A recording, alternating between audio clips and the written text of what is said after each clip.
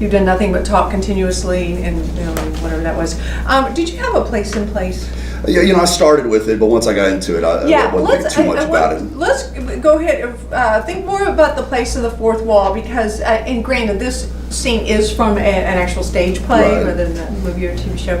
So it is written as if it's a play, and I don't think I've mentioned this in a while, but it's really, really important, and it's one of the reasons I'm such a fanatic about the doings with you guys, is that the big difference, in terms of the characters between a book, a stage play, and a film or TV show, is that in a book, it's all about what the characters are thinking and feeling. So if you get a really delicious book, that a brilliant writer has written, they'll just go pages and pages about a vegetable. Oh, that's incredible, that vegetable, or whatever. And then in a stage play, it's all about what the characters are saying. So they, scenes that I have from stage plays are often longer, and you see the long monologues, and they're long.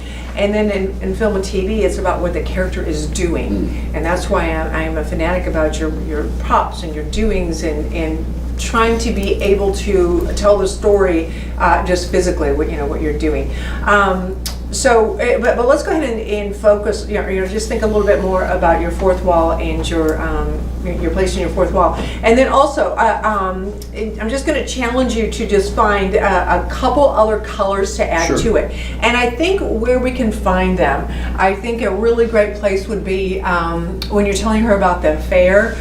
Most kids don't ever want to hear that their parents were unfaithful to one another, so I don't know that you can just blurt that out the way you did. Okay. I think it's just like, okay, well, something I didn't want to have to tell you. However, I strayed this one time. I think that might be a really nice time. And then I think perhaps once she tells you that she's involved with a woman, you might allow yourself to play just something a little bit different there.